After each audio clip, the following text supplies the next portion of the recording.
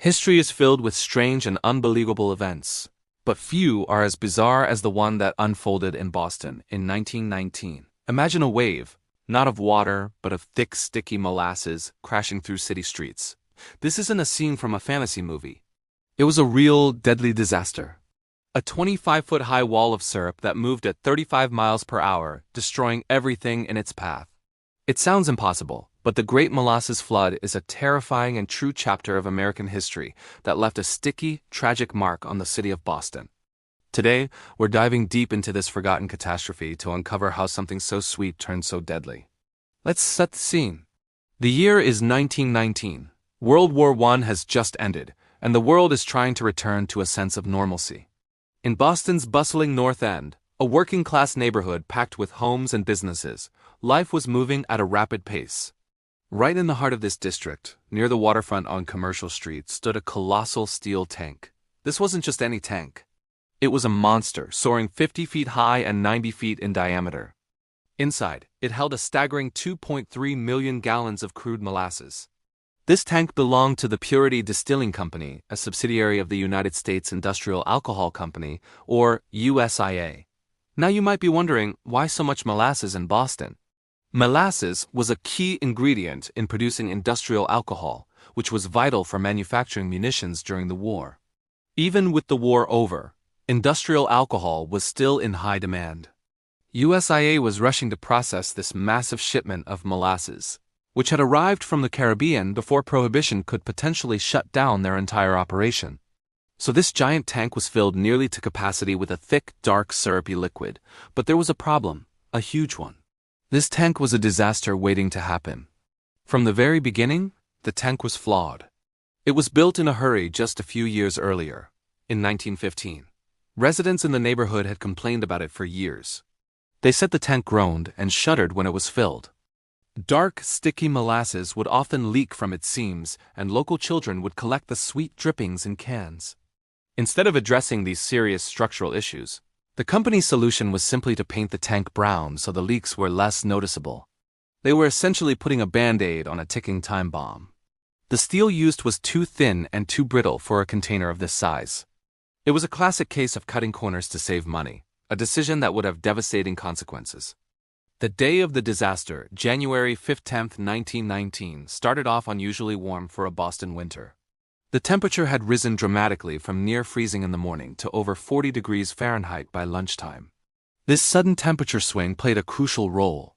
As the cold molasses inside the tank began to warm up and expand, it put immense pressure on the already weak steel walls. Inside the tank, fermentation was also occurring, producing carbon dioxide gas that added even more internal pressure.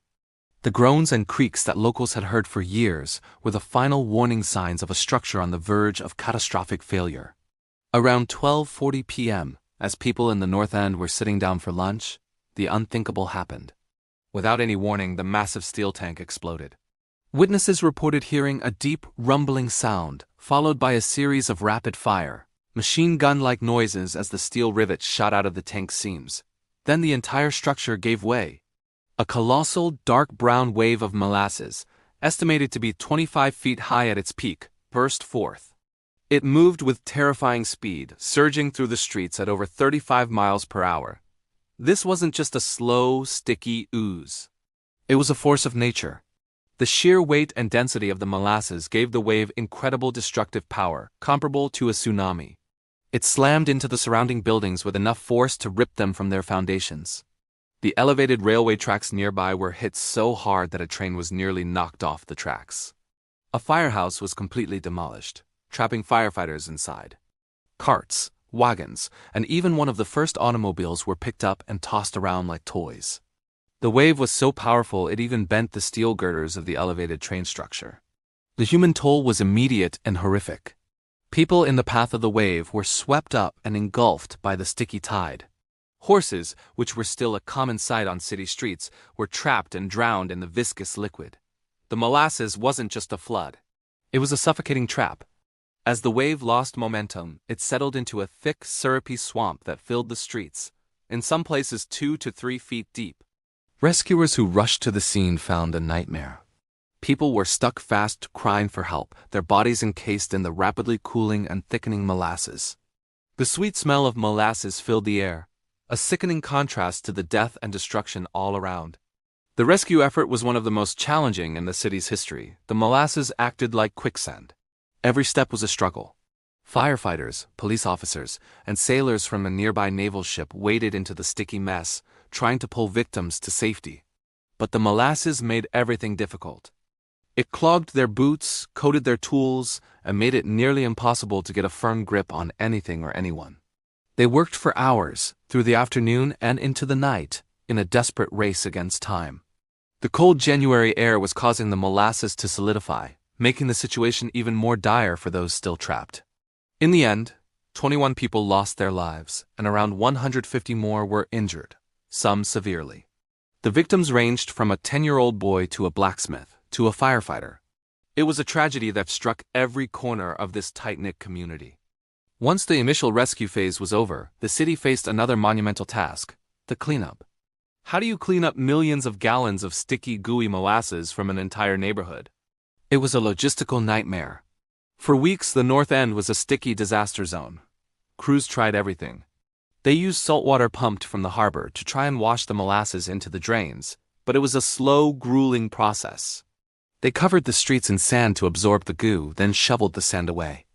The cleanup took hundreds of people over 2 weeks of non-stop work before the streets were even remotely passable again. For months, even years after the flood, Boston remained sticky. The molasses was tracked all over the city on people's shoes. It got into homes, onto streetcars, and into public buildings. It was said that every telephone receiver in Boston was sticky for a time. The harbor was stained brown for months. And for decades afterward, residents claimed that on hot summer days, you could still smell the faint, sweet scent of molasses lingering in the North End. The disaster left a physical and psychological scar on the city that would not be easily forgotten. So, what went wrong? In the aftermath, a massive legal battle ensued. Usia, the company that owned the tank, initially tried to blame the explosion on anarchists, claiming a bomb had been planted. This was a common tactic at the time, given the political climate of the Red Scare, but a lengthy investigation and a landmark court case proved otherwise. After reviewing thousands of pages of testimony and evidence, the court concluded that the tank's failure was entirely due to structural problems.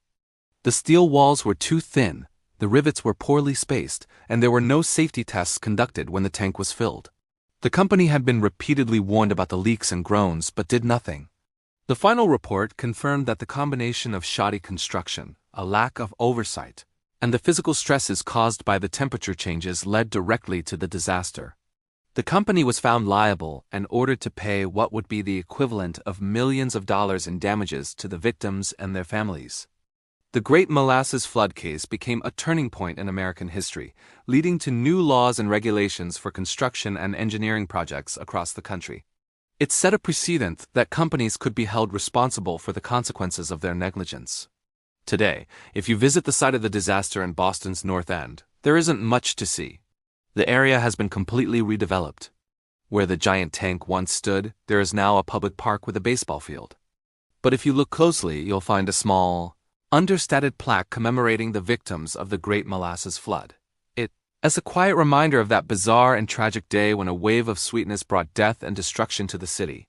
The story of the Great Molasses Flood serves as a powerful, if strange, reminder of how quickly the ordinary can become catastrophic. A simple industrial byproduct, something we associate with baking and sweet treats, became a deadly weapon due to human error and corporate greed. It's a story that's been largely overshadowed by other historical events. But it's one that deserves to be remembered, not just for its strangeness, but for the lessons it taught us about responsibility and safety. History is full of these hidden stories, moments that are too weird or too unbelievable to seem true. Thanks for joining us to uncover this sticky piece of the past. If you found this story as fascinating as we did, be sure to like this video and subscribe to our channel for more incredible and unsung stories from history. We'll see you next time.